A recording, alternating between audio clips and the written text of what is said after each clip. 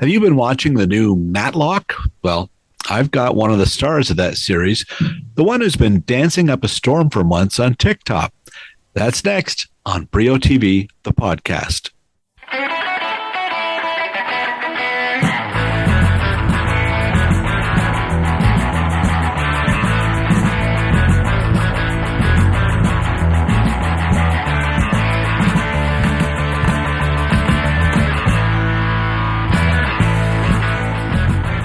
Hi there. Welcome to the podcast. I'm your host, Bill Brio. This episode was recorded live at the end of May at the Chorus Entertainment Upfront in Toronto. Chorus's global network has had a very good year, and one reason was their acquisition of last season's biggest rookie hit, Matlock, starring Oscar winner Kathy Bates. And one of Bates' co-stars in the series is a fellow I've interviewed before who's a third-generation Hollywood star. His granddad was singing cowboy Tex Ritter.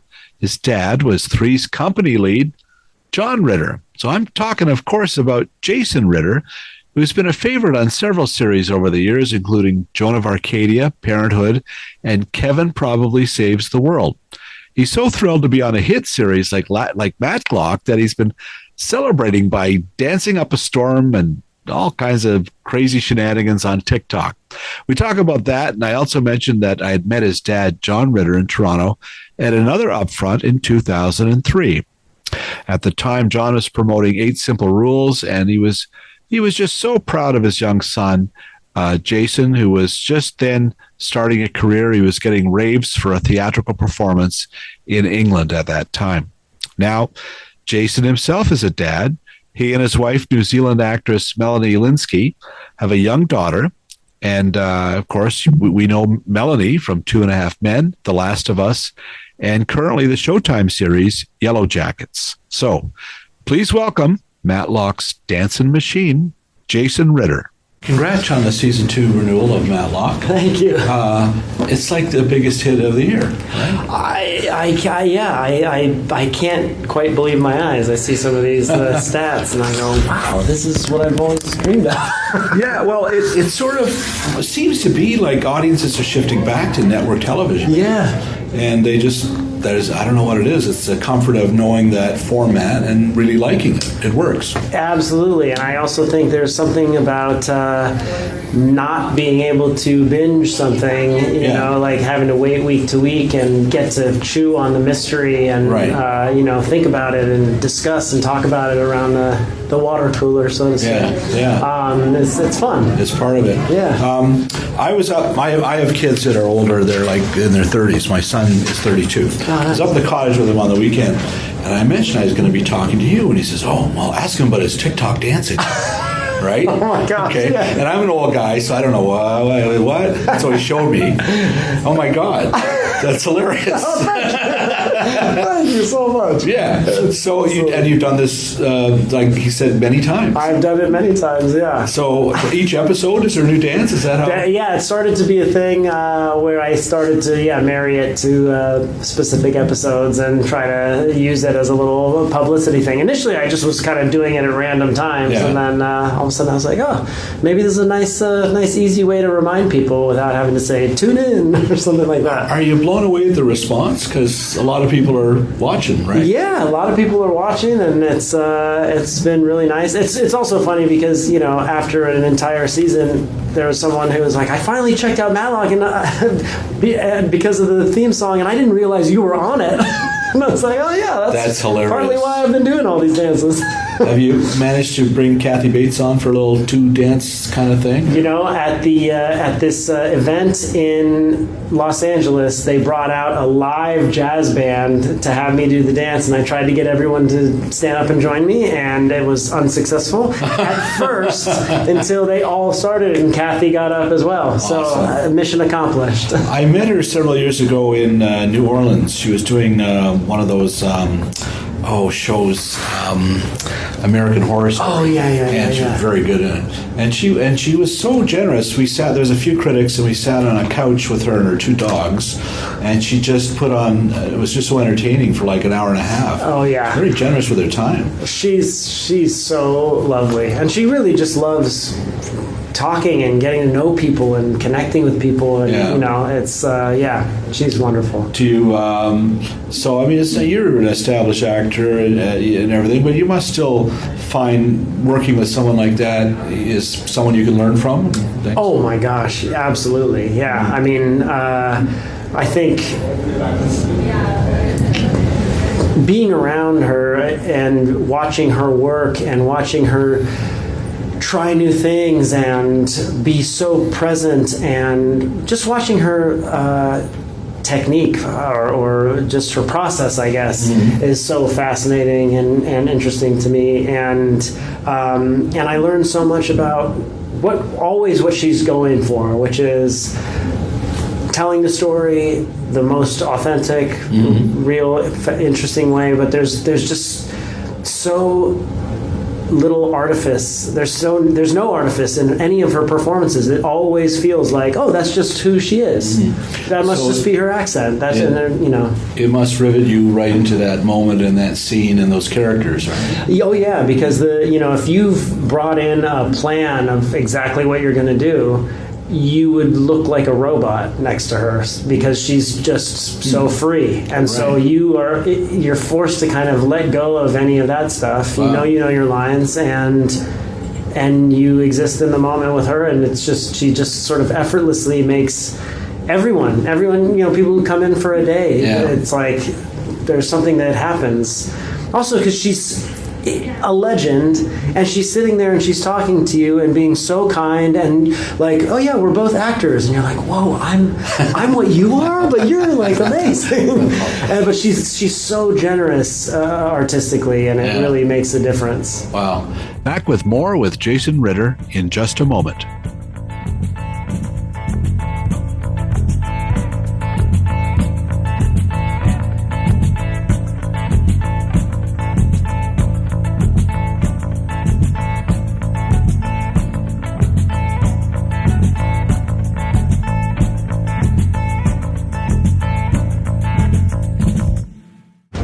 Time once again to speak with Emily Gagne at Hollywood Suite. Emily, my goodness, it's so great to see you. Now, I turn on Hollywood Suite and it looks totally new, totally different. What is going on? We've done a little bit of a makeover. Nice. Bill. Some of our channels are just adjusting a little bit. We now have 70s plus, 80s and 90s combined, 2000s, and then 2010s plus. So same content, just a different organization.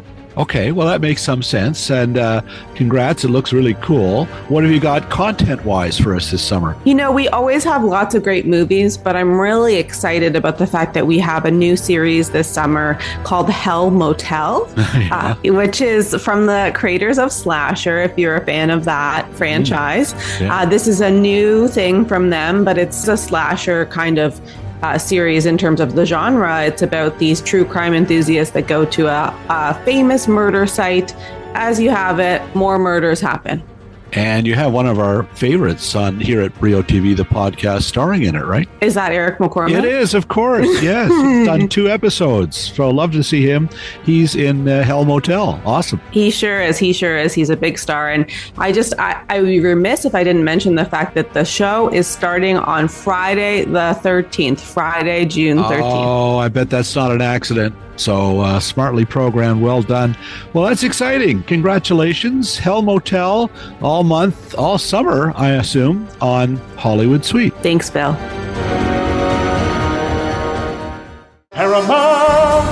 Here on the Mountain of Entertainment, we take crime off the streets and bring it right into your living room. We're throwing the book at boredom with every episode of Matlock, Watson, Elsbeth, and the biggest crime lineup you've ever seen. You have the right to remain entertained. Stream Paramount Plus from $6.99 a month. You gonna need backup here? Paramount Plus.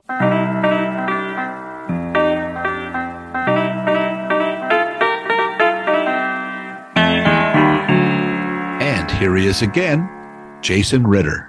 And speaking of which, Beau Bridges, I mean, that's playing your dad. Yeah, right? And you ever worked with him before?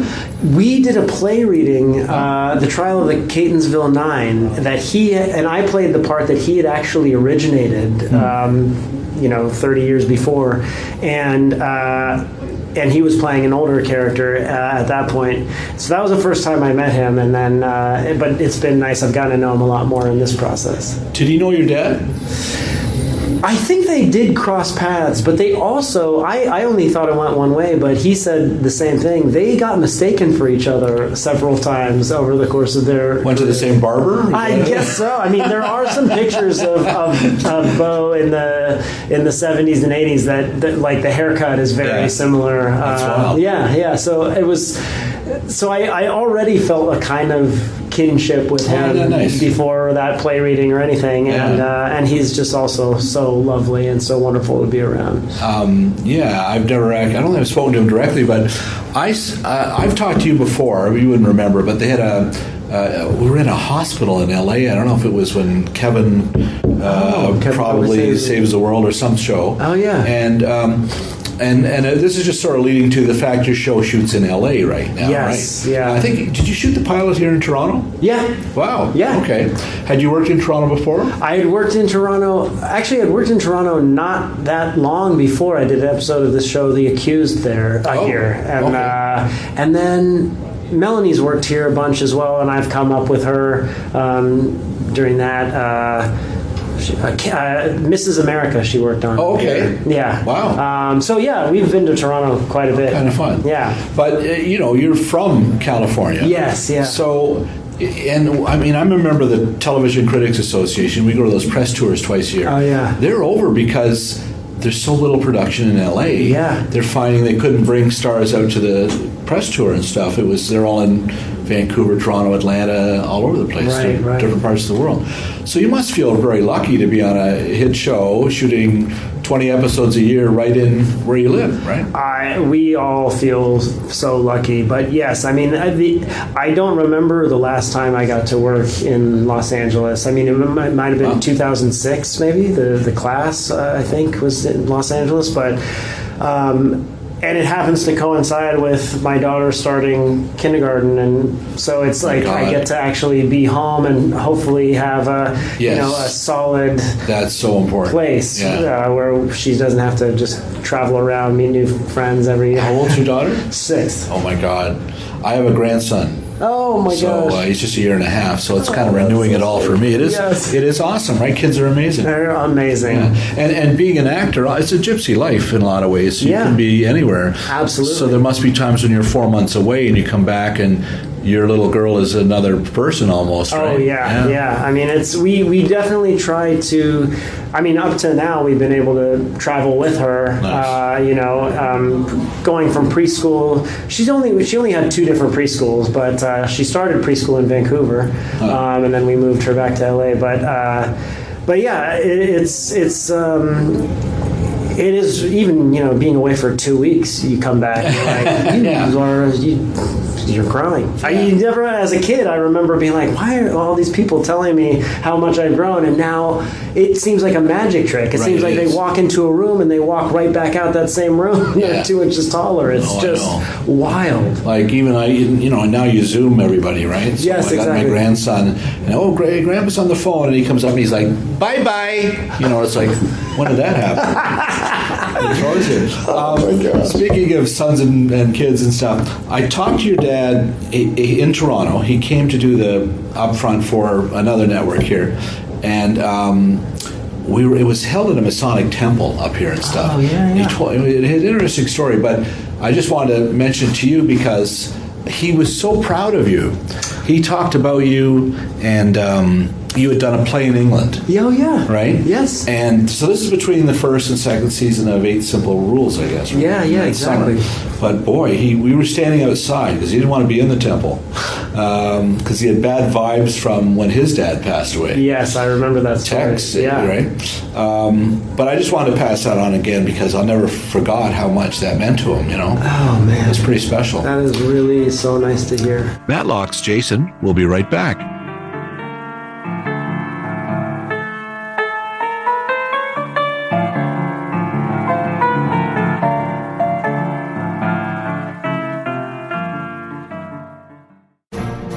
Did you know that Superman comes from Canada? Well, he was co-created by a Canadian, Joe Shuster.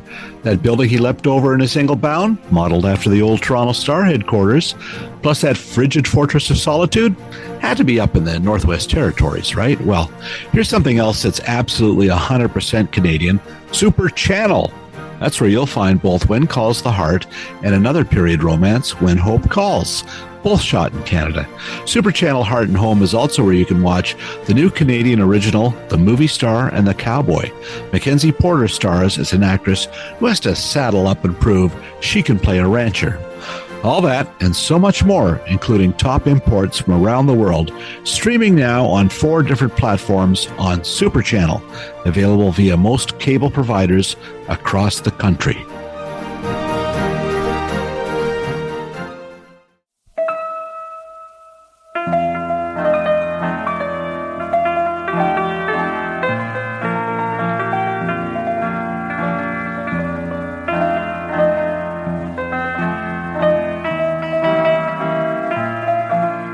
And now back to the show. And we also, when we talked, and this was years ago, so I'm not even sure what show it was, that same hospital, we talked about working in LA and how you were a third-generation actor. Yeah. And, Beau Bridges, his dad was a pretty famous TV star and film star, too. Oh, yeah, absolutely. But I remember you saying that, well, the gaffer is the third-generation gaffer on this show. The craft services person, their grandfather, Yeah. So you have quite a unique connection in that lineage, right? You must think about that sometimes. Absolutely, and there's so many people in production who, it makes sense. They grew up watching their dad, operate cameras, and so even on Matlock, our DP is this amazing guy, and 2 of his sons are worked on our show, and it's the family business, and you watch your parents and you go, that seems like fun, and he seems happy, and the scenery changes, and they're long hours, but and so you start to get this feeling of all of this history, and it's pretty incredible. Did you go to Hollywood High? Did you? My dad went to Hollywood High. And now they painted him on the side of it. Right, I've seen that. Yeah. With, I don't know, Carol Burnett. Yes, exactly. So it's bizarre to, the other day I took my daughter to Bob's Big Boy for the first time up in Burbank, and that was, my dad grew up in Toluca Lake, so when he was a teenager, he was going to Bob's Big Boy, and it just felt like another little full circle moment of, all of that. I took my kids to Bob Big Boy in Burbank. They came down. I was working in LA, and they ordered bacon and eggs, ham and eggs, and they put the ham was about this big on a plate with 15 eggs. It was like a heart attack waiting to happen. That sounds about right. I mean, and they were like, "Dad, take us out of here. We're scared." Yeah. The portions can be pretty intimidating. It was pretty cool. Peace. Yeah. Hi. It used to be, Jay Leno used to show his cars there. Oh, yeah, that's right. Yeah. Right, yeah. Yep. Are you into cars, wheels? Do you have anything? No, I have a cousin who's super into cars, and he knows everything about them. I'm very much like my Prius I had since 2000.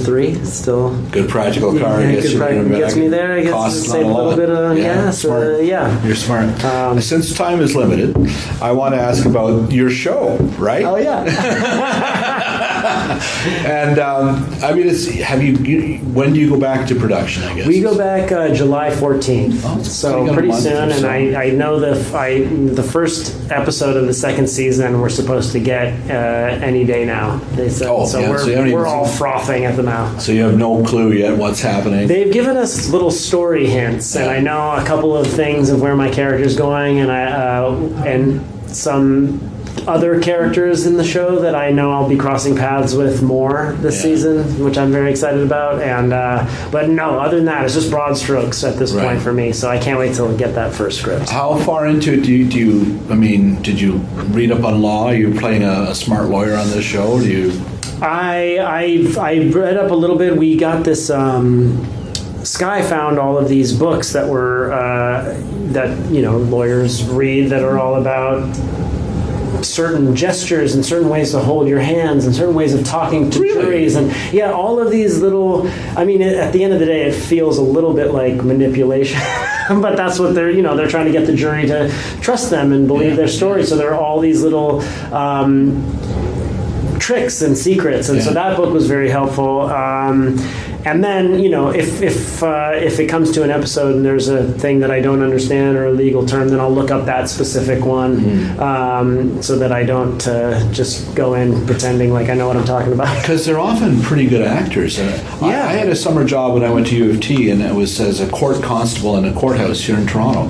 And I saw these guys, David Humphreys, and when they got up and the presence and the command. Oh, yeah. It's pretty impressive. It's really impressive. And at the end of the day, you're trying to get the jury to believe your version of the truth, the truth that benefits your client, and not necessarily the broader truth. Right. But you can find a loophole, and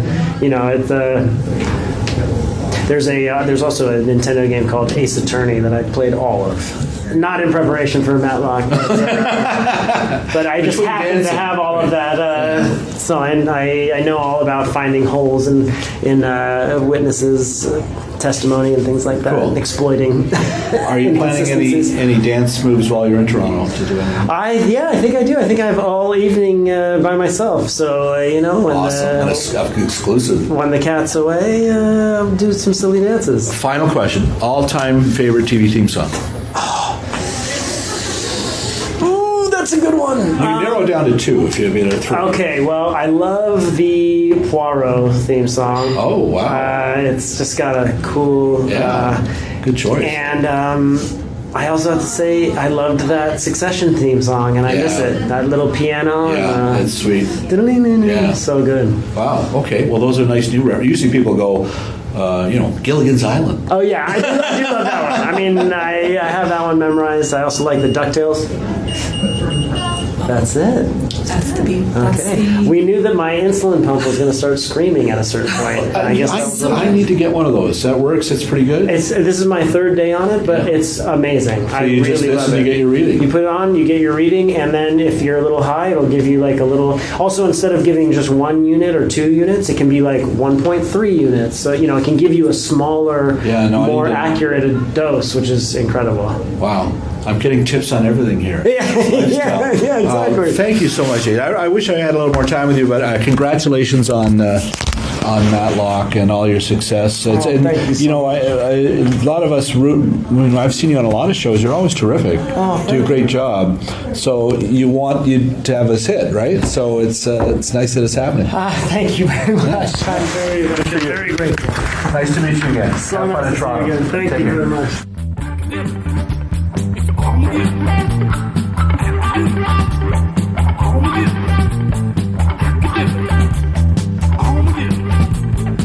Well, that beep beep from Jason signaled that the interview is over, and I want to thank him for a fun time, and to the PR team at Chorus as well for arranging the interview. Thanks as always to producer Phil Hong, as well as musicians BJ Del Conte, Paul Boudra, and Stephen Dudley for the music heard on this podcast. Finally, thanks to you, listener. If you like what you heard, please spread the word. I'm Bill Brio. Thanks for listening.